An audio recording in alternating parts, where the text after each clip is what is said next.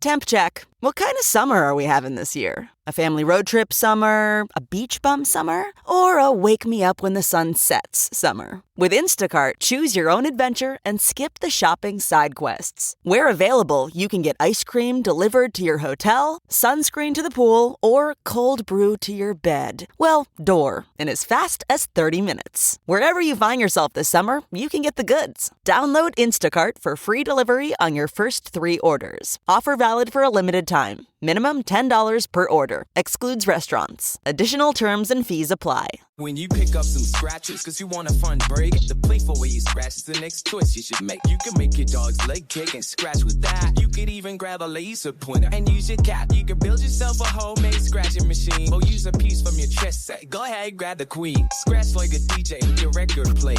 A cactus could scratch off that scratchable layer. Cause when it comes to scratching, there's a million playful ways. Thanks to scratchers from the California Lottery, a little play can make a day. Please play responsibly. Must be 18 years or older to purchase, play, or claim. Hey, I'm Ryan Reynolds. At Mint Mobile, we like to do the opposite of what Big Wireless does. They charge you a lot, we charge you a little. So naturally, when they announced they'd be raising their prices due to inflation, we decided to deflate our prices due to not hating you. That's right. We're cutting the price of Mint Unlimited from $30 a month to just $15 a month. Give it a try at mintmobile.com/switch. New activation and upfront payment for 3-month plan required. Taxes and fees extra. Additional restrictions apply. See mintmobile.com for full terms. Introducing Carvana Value Tracker, where you can track your car's value over time and learn what's driving it. It might make you excited. Whoa, didn't know my car was valued this high. It might make you nervous. Uh-oh, market's flooded. My car's value just dipped 2.3%. It might make you optimistic. Our low mileage is paying off. Our value's up. And it might make you realistic.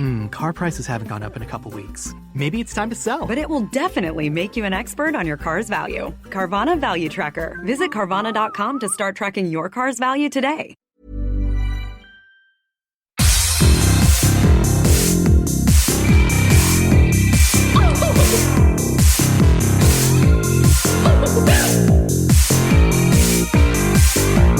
Somebody please think of the children! And welcome back to Little Cuts, the weekly mini-sode where we dig into the things that we've been watching and or playing recently. I'm Terry. I'm Mary Beth, and we're talking about, this week, Underground Dystopias, Bachelorette Parties Gone Wrong, Anna Faris Trying to Keep It Together, mood, Anna Camp and Horror, it's the Anna episode, Cosmic Horror and Stick Figures, and Coming of Age Alien Stories. I can't wait. But I have to say, before we get into this, Mary Beth, I have a bone to pick with you. Okay. How I don't know is what's it? coming. I don't know what's about to come. I have known you since 2019, and I am just now finding out that you swam with sharks. Oh, I've never told you that? No. I've never told you that? I don't believe It's so weird. It's like from such a different part of my life. You know what I mean? Because so this is in reference to a story I told on a podcast that was just, a clip was just tweeted out as of us recording, and I retweeted it with a picture, visual evidence of the story. So when I left my job at Discovery Channel, I had made a friend who, her husband was the head of a shark research lab in the Bahamas. And I was like, I just quit my job. I had another job lined up. I had 2 weeks, and I was like, fuck it. I'm going to go to the Bahamas for a week and go swimming with sharks. And when I say the Bahamas, it's not like a resort island. It's literally like a fucking deserted island. There's no groceries. I had to bring all my own food because there was no place to buy food on the island. Oh yeah. My suitcase was like snacks and like microwavable stuff that I could eat. And there was a small restaurant, but it was really far away and it was super expensive because everyone was you had to import everything. Right. Anyway, so I went down there, stayed for a week, and I went swimming with sharks one day, and it's like a big place for hammerheads and nurse sharks.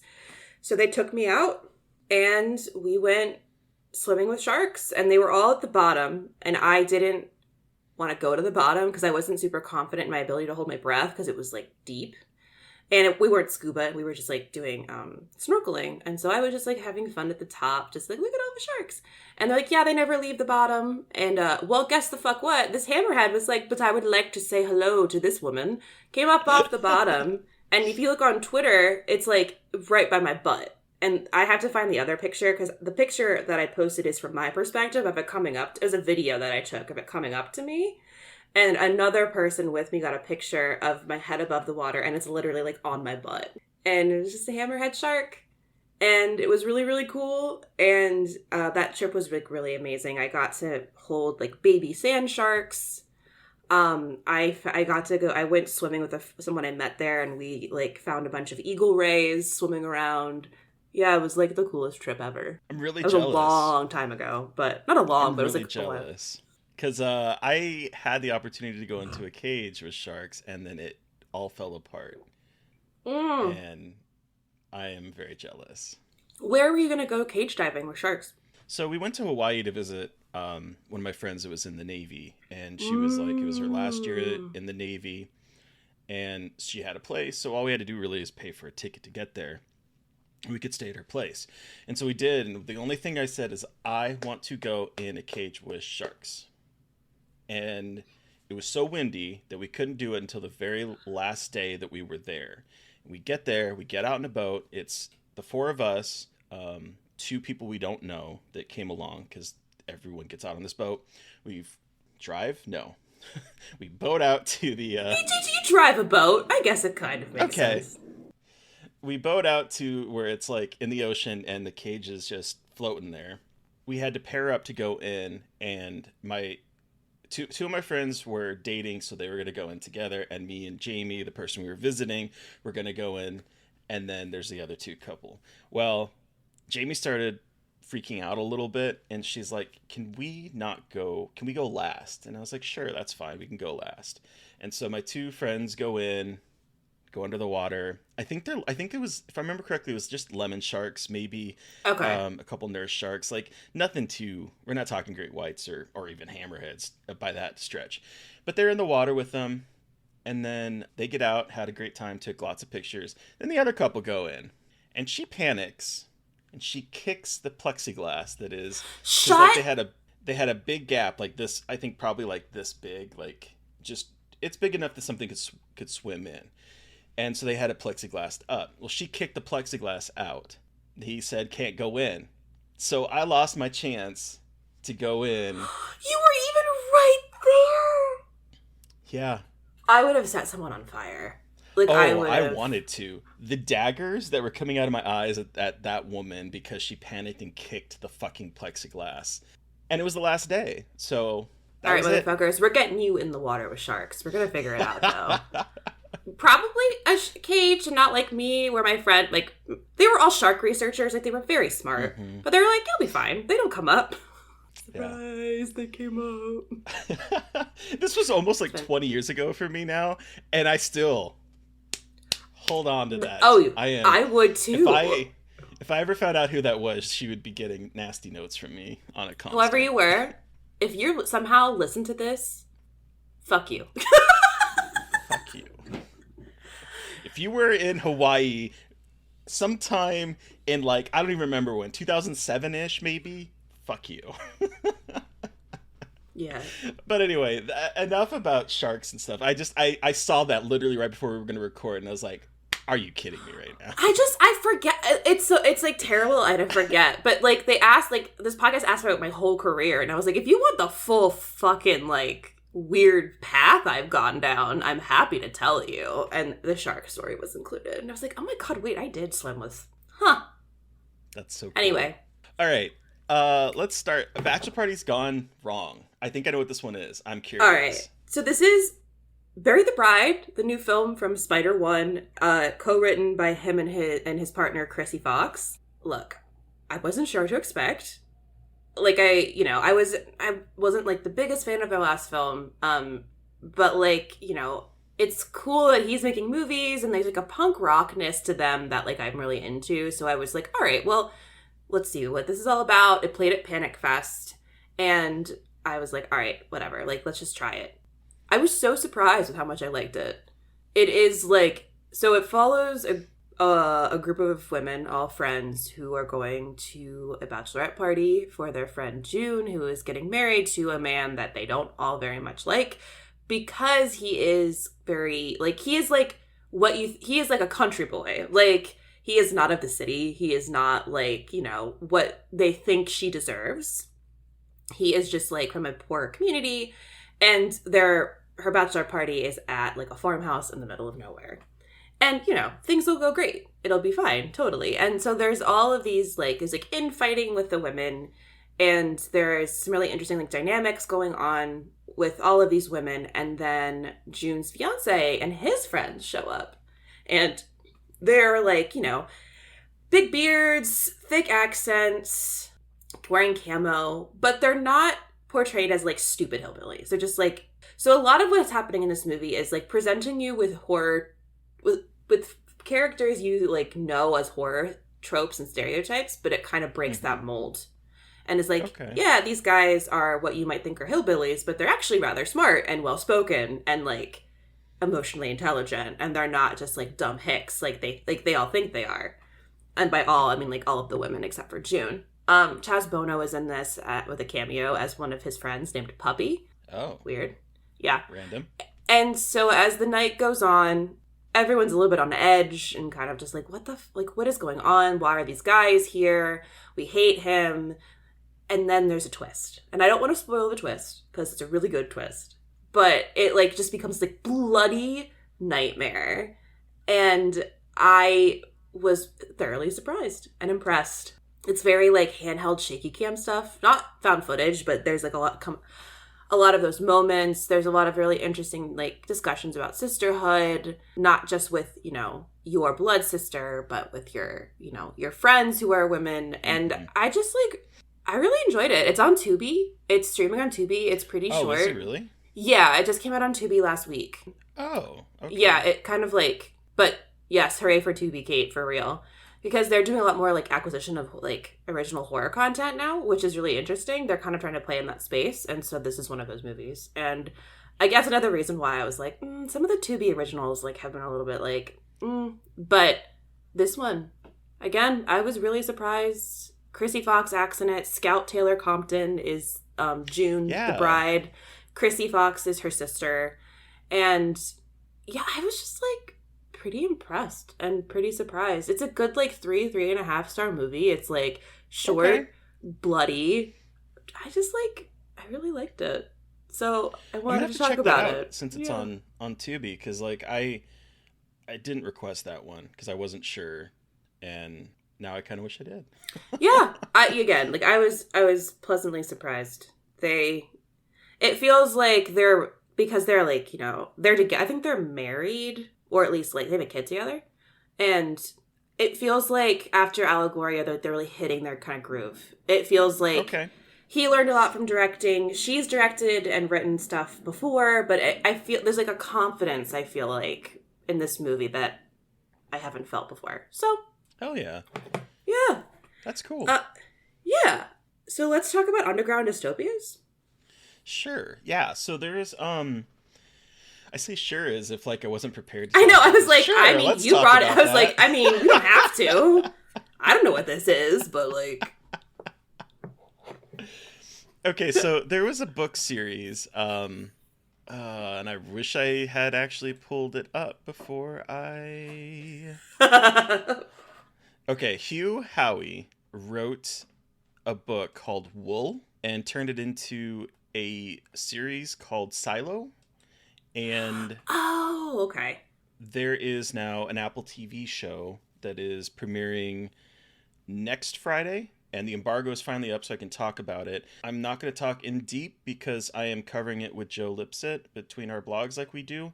So if you're going to be watching it, follow along with us as we dig into it, because I have not read the book. So I didn't really know what I was getting myself into. And I honestly, the first episode, I was like, I still don't know if this is really going to click with me, because there's a lot of, and I'll talk about what it's about, but there's a lot of like dystopian tropes that we're seeing in this first episode where it's like, yeah, something really isn't wrong is really wrong in Denmark, and obviously something's wrong with it. This isn't like trying to hide it type of thing. This is like, why would people do this? And so there's like a lot of it hits a lot of these notes in that first episode where it feels like an accelerated, any kind of dystopian young adult or otherwise that you've probably read in the intervening like decade from like Hunger Games and whatnot. It hits a lot of these same tropes. But it's basically, there's this giant silo that was built underground. No one knows why. No one knows. They've just been in there for hundreds of years, probably. There was a rebellion at one point where the rebels tried to exit the silo out to the world that is apparently poisoned.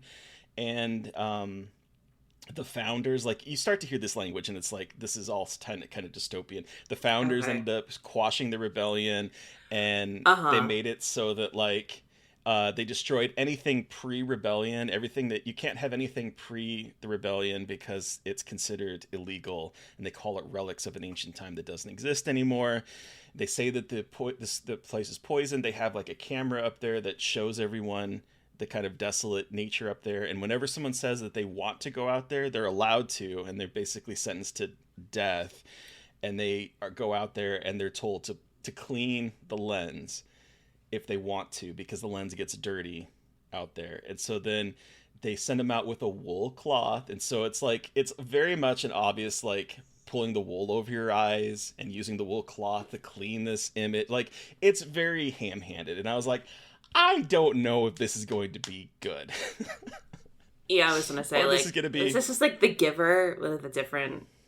So it's like hitting all of those beats, but it's very accelerated. And by the end of the first episode, shit goes down. By the end of the second episode, shit goes down even more. And by the end of the third episode, I was like, I am sold, because the third episode is an hour long, and it's like half of it is story building and world building, and then the other half is the characters dealing with a generator that is malfunctioning. And it is a thrilling 30-minute sequence of people trying to like get this generator going, get it, because they only have a certain amount of time they can do it. It's like building up pressure, and there's like this perfect, fantastic use of editing with this, and the cast is stellar. So I was gonna say, Jones. I looked it up and I was like, holy shit.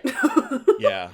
Rashida Jones is in it. Tim Robbins is in it. Rebecca Ferguson from Dr. Sleep and a bunch of stuff is in it. She's fantastic. She is an engineer. She's the main character. Will Patton is in it. There's just like David Oyelowo is in it too. Yeah, he plays Rashida Jones's husband. He's like a sheriff that is trying to keep law, and his wife in the first episode is like, there's something wrong here. I'm getting to the bottom of it. And it sort of follows them, and then it transitions to following Juliet, played by Rebecca Ferguson. And it is, so far, I'm only 3 episodes in. They're debuting 2 episodes next week, and then it's going to be a weekly thing on Apple TV. I went from being very dubious about it to being hooked. So I would say, if you have Apple TV, give it a try. Wait, that's so I'm just like looking at stuff about the book, and apparently Hugh Howey partially publishes independently on Amazon.com. Like, this wasn't like a big... That's so good. Oh, no. That's kind of cool. That I was just like, all right, cool, I'm going to do it myself. Yeah. Huh. And then he created a successful series on it, and now he has an Apple TV show. So that's... it's a really cool story right there, but... Yeah. So I have seen posters. I haven't watched the trailer. I've decided that I don't like trailers anymore, and that I will only watch them if forced to do so for work, or if like I'm at a movie theater. Mm-hmm. Yeah. But I've seen things, and it looks really it looks really interesting. So I'm glad to know all of that, and that typical like kind of, okay, dystopia, hiding the truth, we get it, and it blows up. Yeah. Very good to know. Yeah, I was going to say, it sounds like this series, Gurren Lagann. Have you ever watched Gurren Lagann? Have you ever heard of it? No. It's an anime series where basically there's like a bad thing happened, and everyone lives underground in like these holes, and if they want to go out, it's like forbidden to go out. And it's like, what happens when you leave the place? We all love those stories. Yeah. I think it's going to be good because... Cool. By the third episode, I was hooked. I think it's smart for them to air the first 2 episodes together, because they definitely are connected together. And I think by the end of the second episode, things are a lot better than the initial very YA. Like, it's not YA, but it feels YA. You know what I mean? Like, it's about adults. Like, these aren't but it's like teenagers, it's got those like that YA lens on it, where you're like, the Divergent, the Hunger Games, that kind of feel. But they must know good. that it follows that, and they're like, we have to do the two together so people don't think we're giving them like the same shit that they've seen a million times before. Yeah, smart, but again, like you said, smart, like good for them. Okay, well, that's very good to know. Yeah. Okay, I am dying to hear about this one. Anna Camp in Horror. Oh, okay. So this is the new Shudder film that I believe, as of the recording of this podcast, as of the release of this podcast episode, is out now on Shudder. Oh, is it really? Yeah, I think so. Far behind. I know. Well, there's fucking 6,000 movies coming out this week. Yeah, it's out on Friday. Okay, cool. So this is From Black. This is a new Shudder film starring Anna Camp, who we know and love from Pitch Perfect, but also from True Blood. And excuse me? I know. And it's like, I felt so bad because I was like, I know that this is you trying to be like trying a more serious role. And the best thing about it, she dyed her hair black. So she does not look like herself at all. So it's to her advantage, because it takes you out of the whole, like, that kind of prim and perfect image that she has in a lot of the movies that she's in, like, as a blonde, like a preppy blonde girl with like a perky voice and kind of looks like Barbie. She has so different in this. So she plays an addict a heroin addict whose son goes missing while she is high with her boyfriend. Yikes. And after her son disappears, she gets clean and spends years looking for him.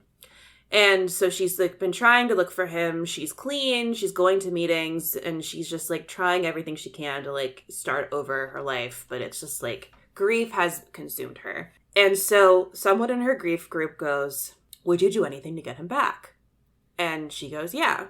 And so what ensues is this ritual where she is trying to satiate something to give her kid back from whatever happened to her kid.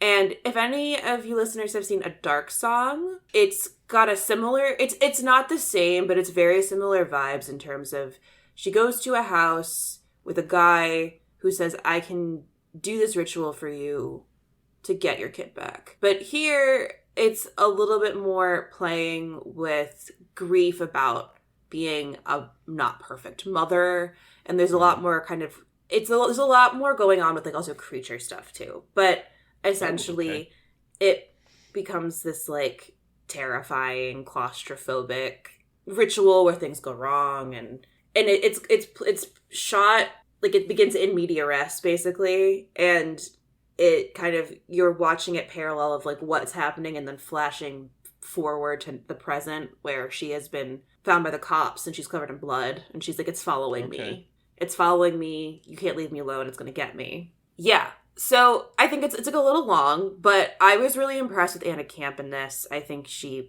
incredible as this like tough but fragile character who like is doing her damnedest and putting on a mask, but is like on the edge of just like falling apart. And interestingly, so Thomas Marchese, I think that's how you pronounce his last name, who directed it, this is his like first feature. And he based a lot of this, I interviewed them, which is why I'm pulling this out, but it was fascinating. He was a fucking child crimes homicide detective for 15 years and based this movie around shit that he saw for 15 years as a homicide detective, and he retired because he got stabbed. And then he made this movie. Oh, he sounds like a fascinating person. Yeah. Yeah. Really fascinating story when he was like, "Yeah, I was a child sex crimes police officer." And I was like, "I'm sorry, are you okay?" Like, can I hug you? Like, that's terrible. Like, ACAB. But, but like, that man lived lived people's horror stories kind of shit. Like, and he wrote this movie that is not entirely based on that, but like he drew from a lot of his experiences. And I was like, that makes a lot of sense. Kate says, it sounds like A Dark Song meets The Monster. Is that? I have to think about The Monster for a second. I think so, yeah. I've actually never seen that one. Yeah, it's not bad. It's just like, it's not Brian Bertino's best work. but it's also like really sad. Like it's really, really sad. So it's like it's a hard one to watch. Addiction in the monster. Yeah, and like the mom trying to be a better mom, but just like being frustrated. Yeah, but I mean, Anna Camp, she killed it. She's really, really good. I was really impressed. I hope she does more horror projects because she has the fucking range. Let me tell you. So you're giving me all these movies I need to watch this weekend. I'm sorry. Since they're both out and I totally missed them. Yeah. And they're both relatively like short. So on the subject of Anna's being awesome, Anna Faris trying to keep it together. Yeah, so while I was having a bad mental health day this weekend, I was in bed and I was like, I don't want to go to bed. I want to watch something. What should I watch? And I don't know why, but I've been thinking about watching this movie for the longest time. And I finally was like, you know what? This is the perfect time. And so I sat down, laid down, and I watched Smiley Face. I need to see that. No, but I know about it, and I've heard such good things about it. Yeah, so Anna Faris, it's directed by Greg Araki. Yes. Greg Araki. And Jesus. it is a stoner comedy. And I started realizing as I was watching this, I don't think there's any other stoner comedies that are like, maybe there are, but like I can't think of any at the top of my head that are woman fronted. Like side characters, sure. Yeah. But like as a protagonist, as like the main character.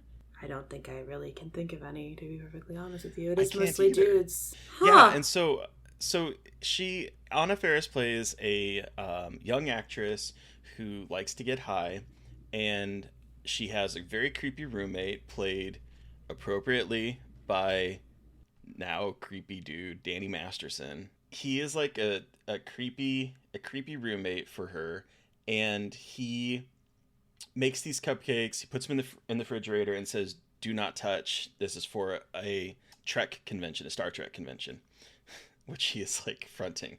I don't know. It's weird. But then, so she's has the munchies. She wants to eat, so she eats them, and then realizes that they are marijuana cupcakes, and she has eaten all of them.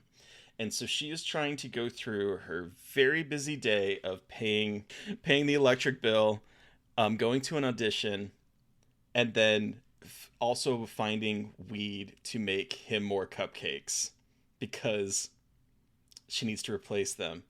And it is basically Anna Faris just being high as fuck and having the most hilarious monologues. There is this one monologue that just like had me just giggling nonstop because she is literally just like sunk down in her chair and she's talking about how like where corn chips come from and how like the person that made them probably really loves corn. And she's like, is that what you're supposed to put in a frame? Are things that you love? And she's like, I really love lasagna.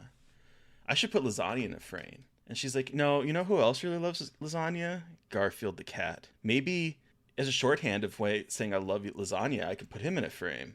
She's like, oh, no. What about a photo of President Garfield? Because that would be so meta. And then people would ask, Jane, why do you have a photo of President Garfield on your mantle? And I'd be like, because I love lasagna, of course. That is the most beautiful example of like stoner bullshit I've ever heard. Of just like talking yourself into the most ridiculous shit. Uh-huh. I've wanted to watch this movie for a long time, but now you're really making me like just Anna Faris one is like the funny, like she is fucking the best. Hysterical. Like she is so funny. And I love how she seems like she's blonde and kind of talks like this, but she's the fucking funniest person, like in everything. She is so funny. She has no ego in anything she does because the things that she does, she is able to like to go to places that I think most actresses are like, I don't want to look stupid, but she's able to like fully fucking embrace that and just be like, no, I'm gonna be silly. And that's what I love about her. She is so infectious, and I'm really surprised that, I guess I had seen this movie once before, but I don't remember it. Maybe I saw, like, a snippet of it. So, like, this was really my first time really watching it. And I'm upset that it took me this long. It's only streaming on, like, free places, like Tubi and Freevee. There's nowhere to, like, buy it, like, digitally or rent or anything like that. Very weird that Greg's movies are not readily available. I'm gonna call homophobia, but I yeah. agree with that. Yeah, because he also did Mysterious Skin. Mysterious Skin. His Doom Generation just got like a restoration and is like going to festival or playing somewhere, I think. So like his movies, he was like really responsible for like new queer cinema. Like he was really in that range back in the early 90s. And I feel like his movies aren't readily available anywhere. And it really makes me upset. It feels like homophobia, and like no one cares about 90s stoner cinema or like, you know, different because I know he also did Nowhere, which looks awesome. And then he also directed, I didn't realize this, he directed episodes of Dahmer, that Dahmer Netflix series. But I want to see more from him. I think he has a really fascinating POV. But I also wonder, like, I'm always so fascinated with filmmakers who like a lot of their like renown comes from making films that feel very much of a certain era. Like his movies are so very much like, well, Mysterious Skin was 2004, and then what was Smiley Face? 2007. 2007. Okay. But like, you know what I mean, of like the late 90s, early 2000s. Like that was just such a very specific, aesthetically specific time period. And I feel like his work really captures all around aspects of that time period. So I'm very curious, like, what he would make now. Well, it's because like the last thing that I think he kind of wrote, the last thing he wrote was Now Apocalypse, which was a hilarious Stars series that lasted for a single season that I really loved, and I was really sad that it didn't get picked up for another season. But yeah, I don't know. He's directed a lot of TV. It seems like 13 Reasons Why, Riverdale, others. Okay, well maybe that makes sense that he directs episodes of TV like that. He also he did a movie called White Bird and a Blizzard in 2014 that starred Eva Green and Shailene Woodley. Random. Never heard of that before, but all right. No, I haven't either. I after watching it, I was like, I really want to go down his filmography because I'm not as familiar with it, but like a lot of it is very difficult to find, and that makes me really sad. But anyway, you want to see Anna Faris talk about lasagna and sink into her couch and be high as fuck. Smiley face. Recommended. Highly recommended. Very funny. Very funny. Okay, coming of age alien stories? Okay, so this was a movie that friend of the show, Kayla Heyer, who is an incredible person and PR rep, recommended to me because this played at Boston Underground Film Festival. I did not cover that because I can only do so much to myself. But she told me that I should check this movie out. And I am so glad that she told me about it because it is... I don't even know. I'll figure out how to describe it. It's like, it's got Wanting Mayor vibes, but like placed in reality, like our reality, in terms of being like this very kind of like beautiful, slow, weird sci-fi thing. So this is Spaghetti Junction. This is a movie called Spaghetti Junction. It was directed by Kirby McClure. This is their first film. And it follows this young girl named August who has recently lost her leg. And the actress Kate Hughes, who plays August, actually is also disabled and doesn't have, is an amputee. So that's kind of a cool... It talks about her amputation and like her not feeling like whole and just like not knowing where to fit in her life. And she lives in the deep south with her sister and her dad. And her mom died in a car accident, the same car accident where she lost her leg. And so this is a family living in the south in a pretty poor, like blue collar family. The dad is not doing well with the loss. Her sister has a shitty boyfriend, and August is just like kind of adrift. She's like 13 or 14. And then one day she feels something pulling her to this cave. And what she finds in this cave is a boy, but it's something has taken over his body. He is something from another world. And she decides that this is her purpose in life now, is to help him find his way to saving the world, essentially. And it sounds silly. Like it could be like a very silly movie and like very kid-like, but it's actually like incredibly affecting because a lot of it are these like very quiet moments with August or her family like sitting in silence and kind of just like it's very much like a coming of age story about a young girl trying to figure out her own grief and her own like desire in the world, because a lot of like in her there's a lot of voiceover where that's her inner monologue talking about how she just wants to disappear and how finding this creature gives her kind of like a purpose. And it's fascinating in like the trek. So she basically has to go on a trek to help him find like a map maker. And it's just like it devolves into like this super weird aesthetic that I think is really fascinating. And it's got like it's like Southern Gothic aliens. Wow. Okay. Yeah, like contemporary Southern Gothic aliens. I love that. Yeah, and it's like it's sad but beautiful. It's beautifully shot. And I just compare it to The Wanting Mare just because of that. Like, the parallels in terms of, like, telling really beautiful sci-fi stories with this, like, very much, like, everyday people trying to live through things and experiencing, like, very big emotions in very bizarre situations. It's beautifully shot, beautifully acted. Yeah, it melds a lot of familiar genres to make something really interesting. Like, you'll see the coming-of-age movie tropes, but, like, with the alien stuff mixed in, it's, like, really fascinating.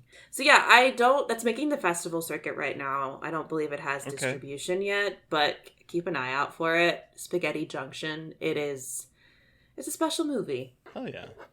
That sounds really cool, actually. Yeah. And let's end this on cosmic horror and stick figures. I'm assuming this is the game you were playing that you were talking about? It is the game I was playing. Yeah, so back in, like, I think early 2000s, maybe 2003, there was this web-based game called Kingdom of Loathing that was created by Zach Johnson and a small team.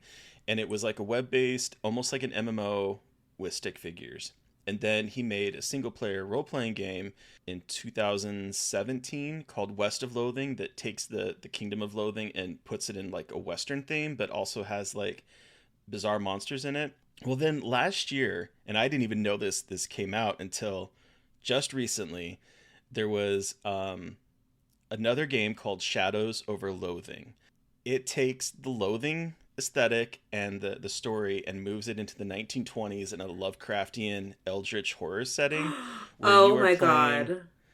A character who goes to the city to find his uncle who's missing, and there's like relics that are cursed that you have to go find, and it is literally you are a stick figure. Everyone in this game are stick figures. It's black and white. Oh my god, the aesthetic is so cool. The aesthetic is so fucking cool. And the only reason it came to my attention was that there was like a Nintendo Switch indie spotlight like a few weeks ago, maybe last week even.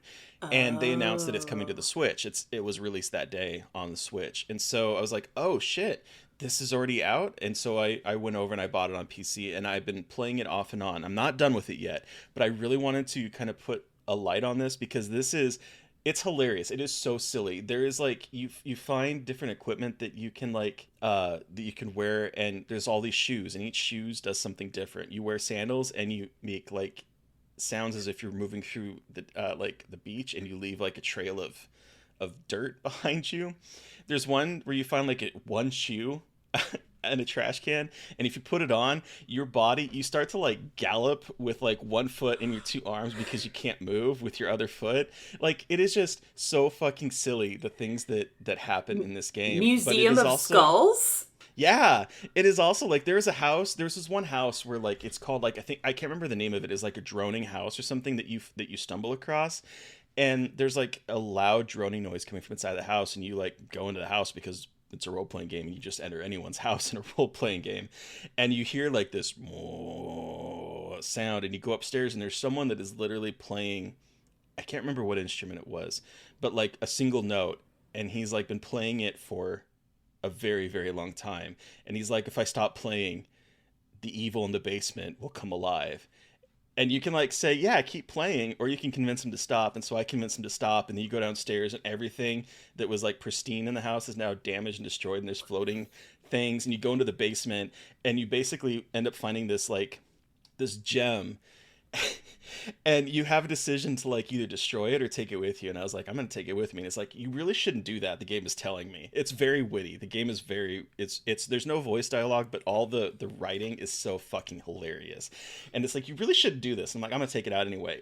This isn't a good idea. And you take it out and the house just sort of like collapses in on itself and vanishes. And all of a sudden you have this like cursed artifact with you.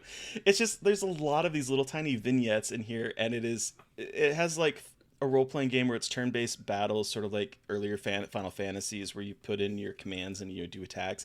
It's very simplistic. Do you have a team? Do you have like a team of people? Or a party? Have, like, Jesus Christ, party. I was like, what the fuck is the word? You got a team? So, you have like a little pet. I have this turtle that's been following me around, and I just recently got a mosquito, and so I've replaced the turtle with a mosquito because the mosquito will go drain life from an enemy and give it to you. And then you get random people that will join you. And the person I have now is a queer woman who talks about her girlfriend and has a Tommy gun and just like sprays the Tommy gun at enemies. And it's so funny. It's so silly. It's cosmic. It has an absolute reverence for like eldritch horror, cosmic horror and stuff. And I really am having a blast playing it. So if it's only on Switch and Mac and Windows, but if you have one of those, I highly recommend giving this one a try. I was going to say, I have a Switch, and I also have to play Dredge, the cosmic horror fishing game. So I have two cosmic... I've been meaning to talk about that one, too. Okay, well, don't talk about it this week, because then I'll play it. I will... This is my motivation to buy it and play it for next week. Then we can talk about it. How about that? Hell yeah. Cool. Sounds good. I'm holding you to that. No, please, because I need to stop playing Stardew Valley. I need to play another goddamn game on my Switch for the life of me, please. Girl, I've been thinking about trying that again. Like, it is the perfect depression video game. Oh, like, I know. Yeah, it is perfect. I know. Feel accomplished and zone out and maybe spend too much time playing it. You're like, just one more day. And you're like, God damn it. Yeah, I played it a long time ago before, like, any of the new patches that like basically doubled the content. So there's like a lot that I have not seen. Yeah, because there's like a whole new island. Never even knew that existed until like recently when when he was talking about releasing 1.6 or something like that. I know he's putting a pause on Haunted Chocolatier, which I'm really sad about because I really want to play Haunted Chocolatier. I really want to play that game so bad. I want that game. There's gonna be an update of Stardew Valley with more content, and I'm like, fuck yes. So, look, I'm getting Concerned Ape content regardless. Everybody, please play Stardew Valley. It is so much fun. It's perfect. All I want to do is take care of my chickens and pick my fruits and go fight weird things in and smooch Sean. I think that's right. Oh my god, you too? You did a I can fix him move? Oh my god, I did. Why are we the same person? Did you too? That's hilarious. I was like, it was either, well, I have a couple saves where I romance women. Like, I do gay shit. But I did one where I romance Sean. He's like, you're the only guy in this game that like I moderately enjoy, even though you're like an alcoholic dickhead, but like, you're very sweet. And then you're like, I can fix it. And you fix it with jalapeno poppers. As you do. Fix everything. God damn. I really wish it could. But aside from now me playing Dredge and talking about it with you next week, what series are we starting next week, Terry? So we've been like debating a couple different ones, and we had one, but we're like, we got to figure out a movie if we're going to do that one. So we're going to save that one for a little bit later. And we talked about this back when we discussed Final Destination. And so it's finally coming around full circle. We're going to introduce Mary Beth to the rest of the Final Destination movies, which she has seen none of except for the very first one.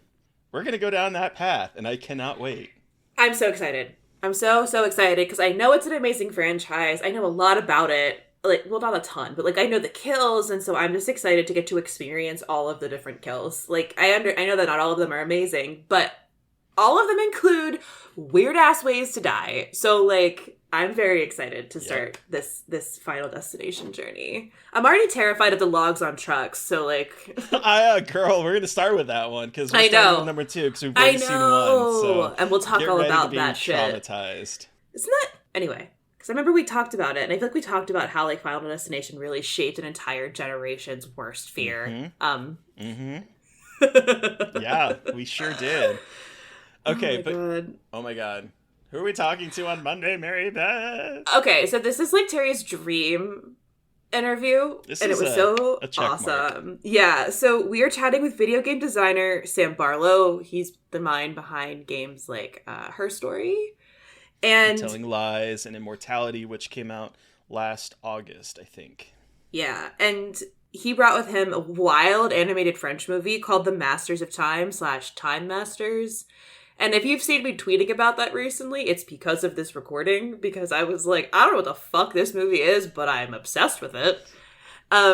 It's really good. So Sam shares a lot of really cool stories about making games, and then we just talk about this weird ass French art house, Euro house version of Star Wars. We spend a lot of time in the beginning, the first half of the episode, talking about his career because Sam is a talker and I had so many questions I really wanted to dig into. He talks about working with the screenwriter of Lost Highway with Immortality, as well as the screenwriter of Don't Look Now, both of which wrote Heart of Immortality. Like, it just, there's so much here. And I'm so thankful that we got to talk with him because this was literally a squee moment for me. I was so fucking excited. So listeners, you've heard from us. We want to hear from you. Did you watch something that we watched or played this week and have thoughts? Do you have suggestions for movies or games for us to cover on the podcast? Send us an email at scarredforlifepodcast@gmail.com or reach out to us directly on Twitter. I am at MBMcAndrews. And I'm McGailey Dreadful. And of course, don't forget to follow the podcast on Twitter at Scarred Podcast. And please don't forget to review, rate, and subscribe. And if you want to help us out, support us through Patreon. We're going to be talking about a next movie in our new French Extremity watch in the next few weeks. So sign up. Now's the time to do it. And since Scream is out on digital, we're also going to be doing a little spoiler episode with Scream 6. So you should become a subscriber before that drops. Yay! Thank you. Thank you to Eric Power for our artwork. Thank you to Sean Keller for our music. Thank you everyone for listening. Please stay safe out there. Most importantly, stay creepy. And until next time. Oh, won't somebody please think of the children?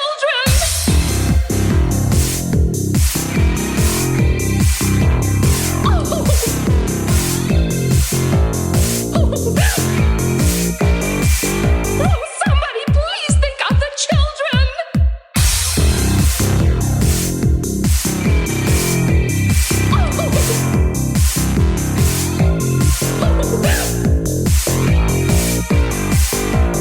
Somebody please think of the children!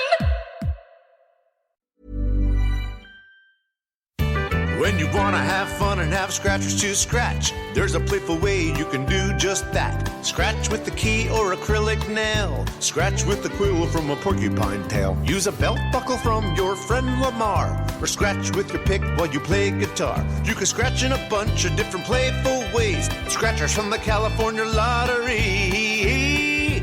A little play can make your day.